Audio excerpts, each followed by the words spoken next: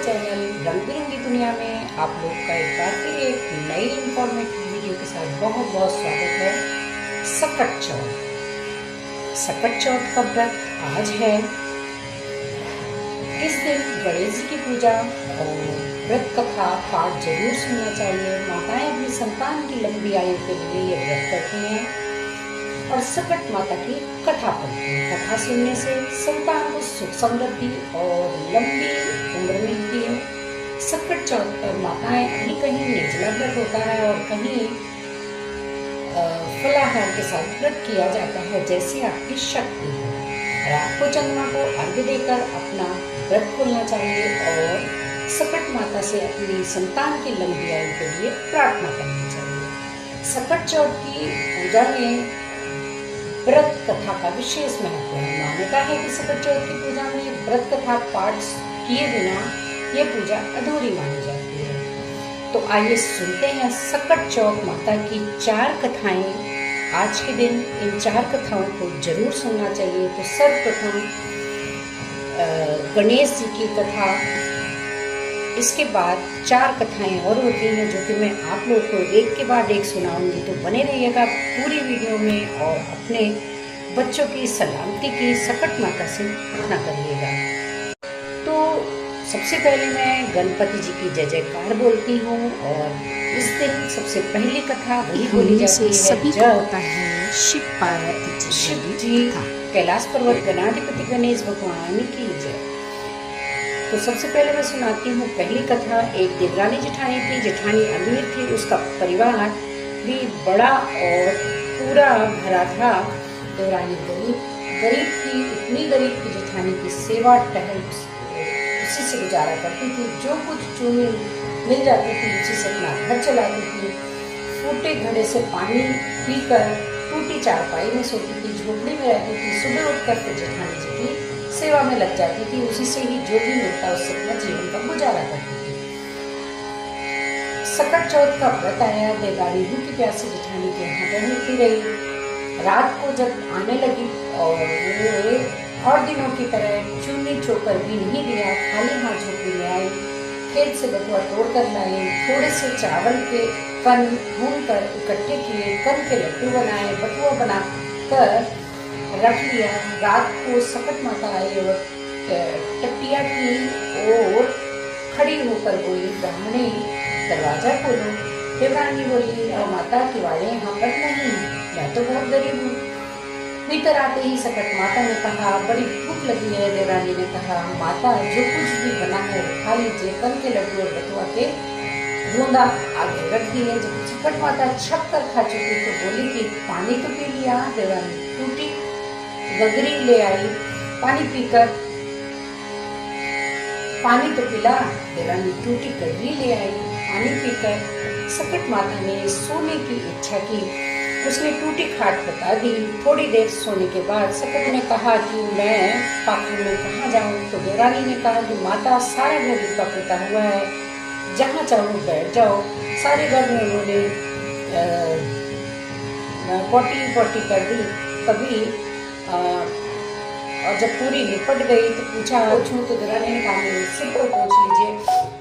उन्होंने उसके सिर से पांव तक की पखाने से नहला दिया और चली गई। सुबह जब देवरानी उठी तो सारी झोपड़ी कंचन महल हो गई। चारों ओर सोना ही सोना बिखरा पड़ा था। जल्दी जल्दी बटोर कर रखने लगी, पर सोना चुकता ही नहीं था और रखते रखते जब थक गई, इधर जब समय से देवरानी नहीं पहुंची तो जेठानी बहुत बिगड़ने लगी। जेठानी बोली, कल त्योहार था, सारा दिन पड़ा है और देवरानी भी कहाँ है पता नहीं। उसने अपने लड़के को भेजा तो वहाँ जाकर देखा, उसे बोला कि तुरंत बुला के लाओ। लड़के ने जो खबर दी तो जेठानी का जी थक से रह गया। दौड़ी दौड़ी पहुंची तो देखा कि चारों तरफ सोना ही सोना बिखरा पड़ा है। देवरानी से पूछा, किसको भूसा किसको मूसा। देवरानी सहज भाव से बोली कि ना किसी को भूसा ना किसी को मूसा, ये सकट माता की कृपा है।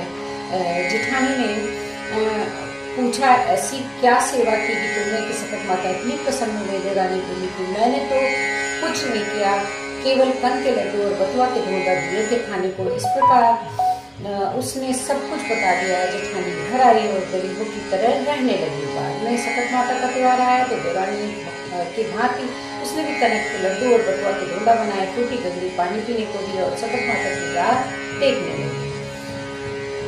सकट माता आई, दरवाजा खोला तो उन्होंने सकट माता के आगे कनक के लड्डू और बटुआ के ढोंडा रख दिए।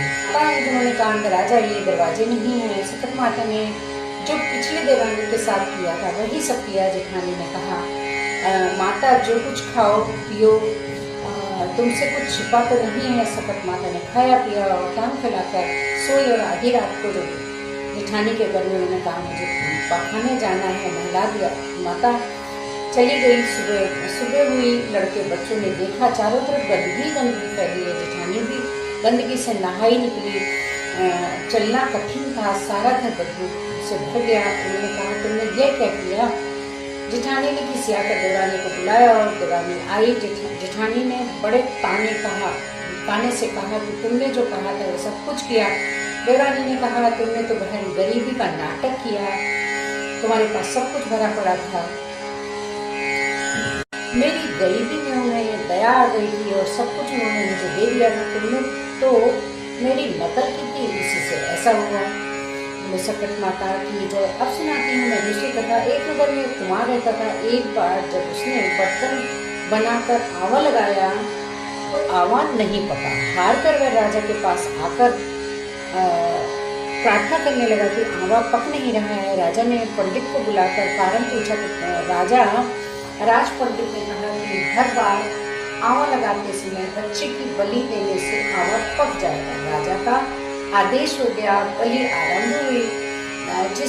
जिस परिवार की बारी होती वो परिवार अपने बच्चों में से एक बच्चा बलि के लिए भेज देता। इसी तरह कुछ दिनों बाद सकट के दिन एक बुढ़िया की बारी आई। बुढ़िया के लिए वही जीवन का सहारा था, लेकिन राज आज्ञा के आगे किसी की भी नहीं चलती। दुखी बुढ़िया सोच रही थी कि मेरा तो एक ही बेटा है, वह भी सकट के दिन मुझसे जुदा हो जाएगा। बुढ़िया ने लड़के को सकट की सुपारी और दूध का कुल्ला बनाकर दिया। भगवान का नाम लेकर आवा में बैठ गया। सकट माता रक्षा करेंगी। बालक को आवा में बैठा दिया गया। बुढ़िया सकट माता के सामने बैठकर पूजा करने लगी। पहले तो आवा पकने में कई दिन लगे थे, पर इस बार सकट माता की कृपा से एक ही रात में आवा पक गया था। सवेरे कुम्हार ने देखा तो हैरान रह गया। आवा पक गया था। बुढ़िया का बेटा भी सुरक्षित था और अन्य बालक भी जीवित हो गए थे। नगरवासियों ने सकल महिमा स्वीकार की तथा लड़के को भी धन्य माना। तब से आज तक सकट की विधि विधान से पूजा की जाती है। अब सुनाती हूँ मैं तीसरी कथा।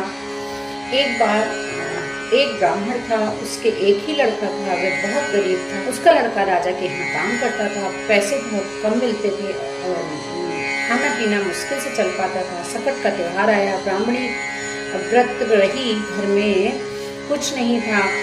उसने अपने लड़के से कहा कि जब राजा के यहाँ से काम करके चलना तब थोड़े से तिल और गुड़ मांग लेना, जिससे हम पूजा तो कर लेंगे। लड़का राजा के यहाँ काम करने पहुंचा। दिन भर काम करने के बाद एक भंडार में घुस गया। भीतर से दरवाजा बंद कर लिया। वहाँ तो सारी चीजें भरी पड़ी थी, पर उसको चोरी की आदत तो थी नहीं। सोच रहा था चोरी करूँ तो कैसे करूँ, माघ का महीना, चोरी जैसा भयंकर पाप कैसे करूँ। बार बार वह कहता कि तिल चुराऊं या गुड़ चुराऊं। पहरेदारों के कानों में ये शब्द पड़े। उन्होंने राजा को बुलाया। राजा ने सुना, दरवाजा खटखटाया, पूछा तुम कौन हो? लड़के ने कहा कि मैं आपके यहाँ काम करता हूँ, मैं बहुत गरीब हूँ, मेरी माँ आज व्रत है। उसने कहा था कि राजा के यहाँ से थोड़ा सा तिल और गुड़ लाना, मैं सकट की पूजा करूँगी। घर में बहुत देर से सोच रहा हूँ कि माँ का महीना है, तिल चुराऊँ या गुड़ चुराऊँ तो पाप। राजा ने कहा कि मैं कैसे विश्वास करूँ, जो तुम कह रहे हो सब सही है। लड़के ने कहा आप अपने आदमी को मेरे घर भेजकर छुड़वा दीजिए। राजा ने आदमी भेजे। आदमी ने बुढ़िया को पुकारा। बुढ़िया ने कहा कि मैं बाहर नहीं आ सकती, मेरी धोती तो फटी है। आदमी ने लौटकर राजा से कहा देखा तो राजा को दया आ गई। राजा ने कहा कि गाड़ियों में जितना चाहो माल लगवा लो, सब तुम्हारा है। घर जाकर उसने खूब विधि से सकट और अपने घर जाकर खूब विधि से सकट की पूजा करो और सुख से जीवन व्यतीत करो। अब तुम्हें चोरी करने की जरूरत नहीं है। बुढ़िया के लड़के ने राजा की जयकार की और समाज से खूब लथपथ होकर घर गया। बुढ़िया ने पूजा की और सुखपूर्वक जीवन व्यतीत करने लगा। बोलो सकट मैया की जय। अब सुनाती हूँ मैं चौथी कथा। एक राजा था, उसकी कोई संतान नहीं थी, वो दुखी रहता था। एक दिन राजा अपने घर के दरवाजे पर बैठा था, उधर से एक ढोंगिन निकली तो उसने दूसरी औरत से कहा, आज सुबह से निर्वंशी राजा का मुंह देखा है, देखो दिन कैसा बीतता है। राजा ने ये बात सुन ली, वह महल में आकर चुपचाप लेट गए। सभी रानियां आईं और राजा से बोली कि राजा उठिए, खाना खाइए, पर राजा ना उठा। उसने कहा कि मेरा इतना बड़ा राज, इतनी रानियां, बिना पुत्र के ढूंढें मुझे बातें कह गई।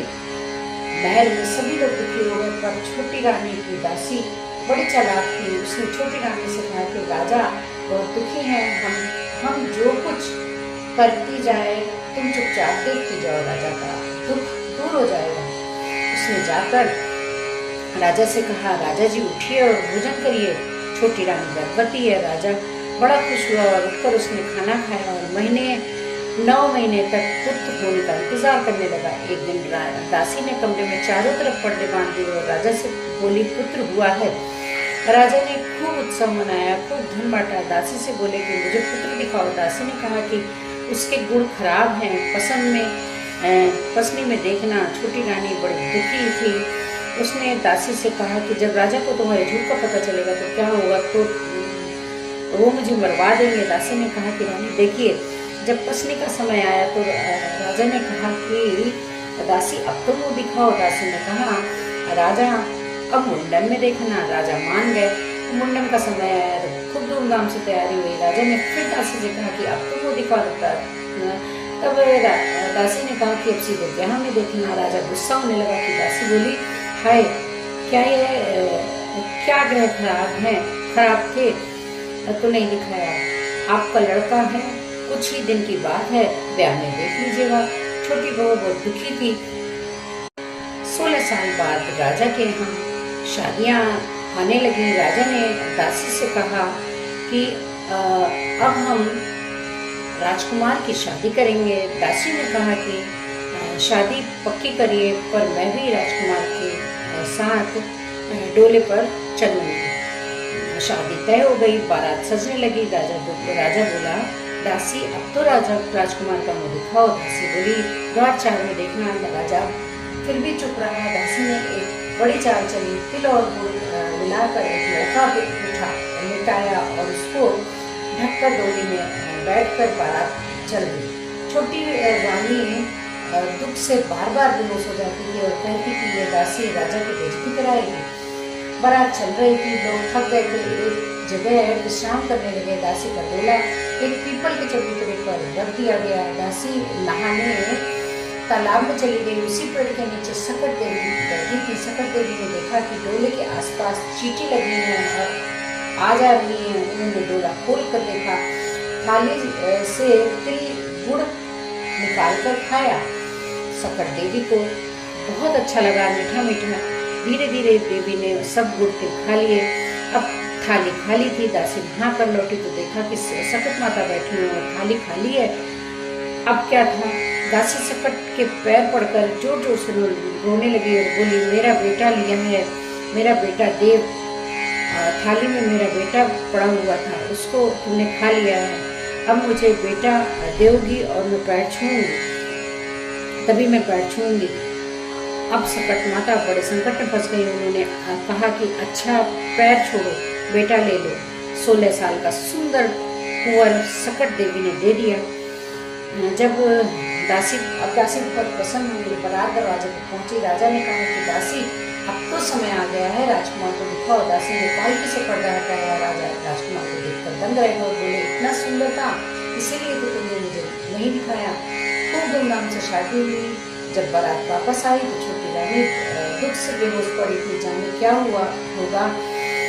जब बारात दरवाजे पर आई तो दासी दौड़कर रानी से बोली, चलो राजकुमार को देख। चलो रानी बहू और बेटे का परीक्षण कर लो।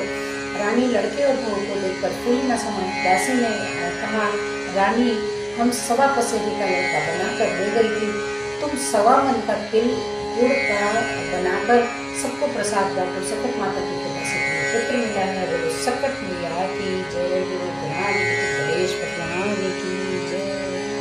सकट माता ऐसे ही सभी पर कृपा बनाए रखना और सभी के पुत्रों की दीर्घायु